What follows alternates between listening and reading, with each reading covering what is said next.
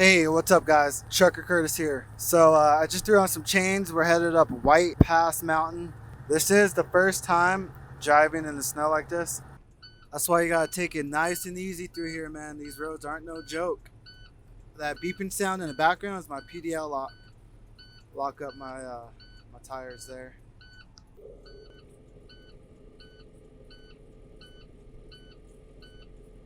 So yeah, we're just gonna take it nice and steady up the mountain.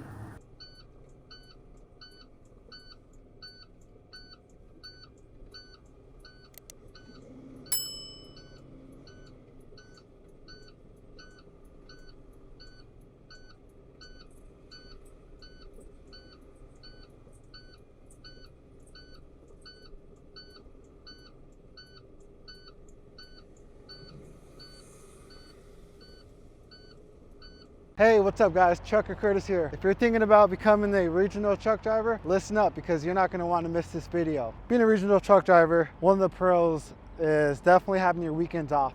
As for me, I only get Saturday off, but I do enjoy that and I'll take whatever weekend I can get off. The pay can be pretty good depending on which company you go for. I definitely recommend finding something regional, obviously. You also get freedom.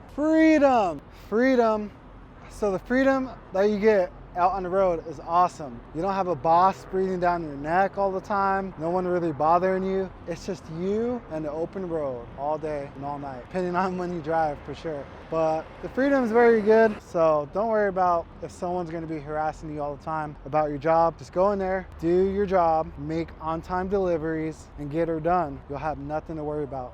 As always guys, please don't forget to subscribe and hit that notification bell. Hey, what's up guys? Trucker Curtis here. For those who don't know what bobtailing is, basically it's when you're pulling your tractor without a trailer.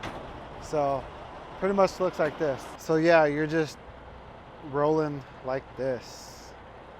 Should be pretty fun. I'm looking forward to it. So like I said, it's the first time bobtailing and gotta get used to braking. It also wants to take off pretty quick. Definitely have a lot of horsepower, you can feel it. There we go. Plenty of room now.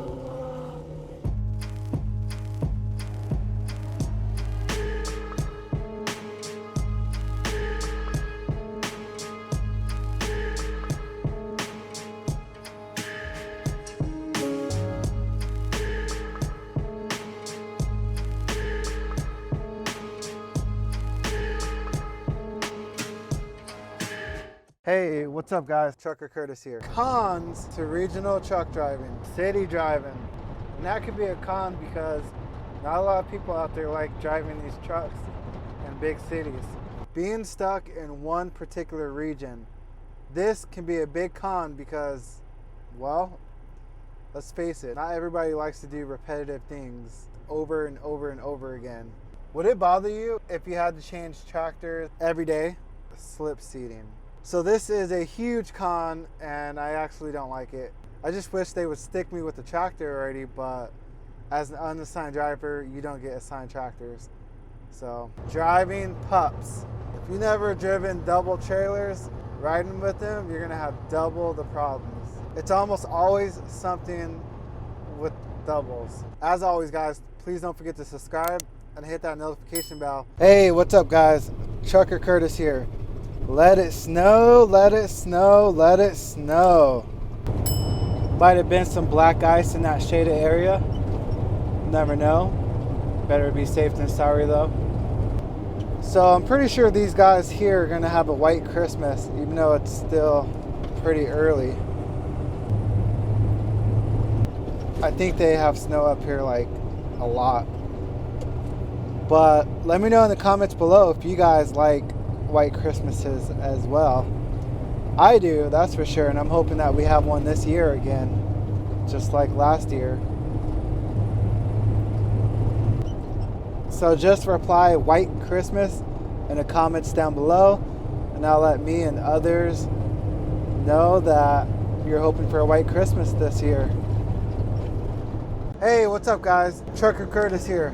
I'm not quite sure why no other truck driver is really talking about this, but it's the Tesla semi truck. So it can do 0 to 60 miles per hour in just 20 seconds. And going up steep hills, guess what? It's still able to achieve 60 miles per hour, fully loaded, up to 500-mile range. Extremely aerodynamic. Oh, and another pro to this, it's gonna be quiet. We'll have armored glass. And you know what else is pretty cool? This Tesla semi-truck is gonna have 4 individual motors. That's gonna help you avoid jackknifing in the wintertime, and just period. The Tesla semi-truck is also going to have a very low center of gravity, which essentially means it's going to have a much, much lower chance of rolling over.